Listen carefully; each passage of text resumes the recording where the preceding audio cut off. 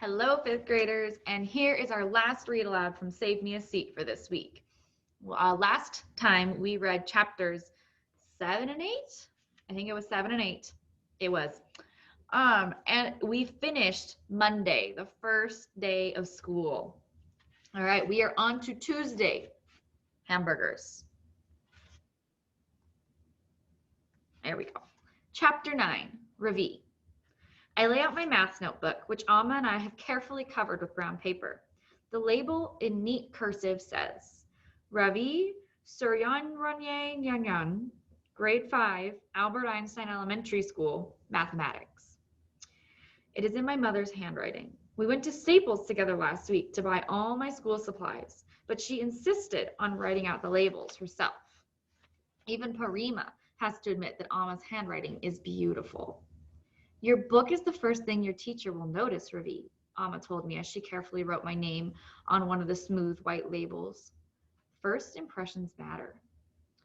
Now, sitting at my desk, I run my hand over my math notebook and smile. In India, I was the winner of the Math Olympiad 3 years in a row.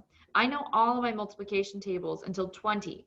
Appa is right. There's nothing wrong with showing off a little. I'm sure that after this morning, Mrs. Beam will realize what kind of student I really am, and this silly business about Miss Frost and special help will be over. I placed my new pencil box next to the notebook. Alma made sure that every item on the school supplies list was bought. 3 mechanical pencils, 2 erasers, a 6-inch ruler, 2 highlighters, 4 ruled notebooks, and a pack of 3M Post-its. I keep looking over at Mrs. Beam, but I don't think that she has noticed yet how well prepared I am. She's busy writing on the whiteboard. In India, we only had blackboards. I love the soft scraping noise the chalk made and the smell of the dusty erasers. The desk in front of me is empty. I wonder if Dylan Samreen will be absent today. But at the last minute, he comes rushing into class and takes his seat. I'm glad my new friend is here, or is going to be here to witness what's about to happen. I'm sure he will be impressed. Let's do a quick review, Mrs. Beam announces. Easy peasy, I think, when I see the math problems on the board. Is this what fifth graders in America are expected to do? I was expecting something much harder, like maybe order of operations or something to do with decimals or fractions. The big guy who sits behind me is groaning and moaning. I turn around to see what's wrong with him and notice his name card for the first time. Joe Sylvester. As I'm reading his name, Joe suddenly looks up. I smile, but he does not smile back. I can't believe kids in America are allowed to come to school looking like him. In India, we had to wear uniforms, dress pants, and a collared shirt and a tie. Joe Sylvester has on tracksuit pants and an unironed t-shirt. I face front again and straighten my back. Good posture is also on Alma's list of ways to make a good first impression. Joe Sylvester is slouching in his chair. Who would like to come up to the board and show us how to solve the first problem? Mrs. Beam asks the class. I push my glasses up, take a deep breath, and raise my hand. Chapter 10, Joe. Please don't call on me, please don't call on me, please don't call on me, I think. But I can feel Mrs. Beam's head turning my way. I groan.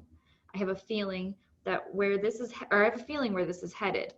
I sure hope Miss Frost remembered to tell Mrs. Beam about my APD. Nobody knew anything was wrong with me until I started school. The first week of kindergarten, I spent most of my time hiding in the coat closet with my hands over my ears. My teacher, Ms. Kane, thought I was homesick, but that wasn't it at all. I didn't want to go home. I just couldn't handle all this noise. It turns out I have something called APD, which stands for Auditory Processing Disorder, and means I have trouble listening. I'm not deaf. I can hear just fine. In fact, in a way, the problem is that my hearing is too good, which is why I go to Miss Frost. She gives me exercises to help my ears and my brain agree about what to listen to and what to tune out. She also has M&Ms in her office, peanut ones, and she lets me eat as many as I want. Miss Frost understands what's going on, but pretty much nobody else does. They don't understand how hard it is for me to follow directions when the electric pencil sharpener is going, or the door keeps slamming, or I'm worrying about whether someone is about to sneak up behind me and do something mean.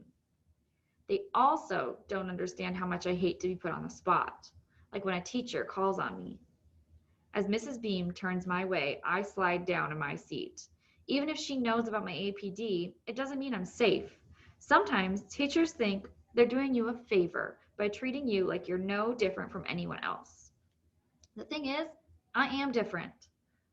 I slide down even further in my seat, as low as I can go without falling out. All I care about is not getting called on. It's not that I can't do math. Actually, I'm pretty good at it. But standing up in front of the class makes me nervous. And when I get nervous, I forget what I'm doing and make mistakes. It turns out that today is my lucky day, though, because the new kid shoots his hand straight up in the air like an arrow. He's wearing another white polo shirt, buttoned all the way up. Even the sleeves have been ironed flat. They're stiff and stick out funny, like little wings. His desk is covered with a bunch of junk, including some shiny new mechanical pencils, which Dylan keeps eyeballing with his klepto gleam. Mrs. Beam looks right at me. At least I think she's looking at me. But then she calls on the new kid instead. That was close. All right. We are on to the second day of school, Tuesday. And so far, not much has happened, but we will keep reading and stay tuned for next week's installment of our Read Aloud.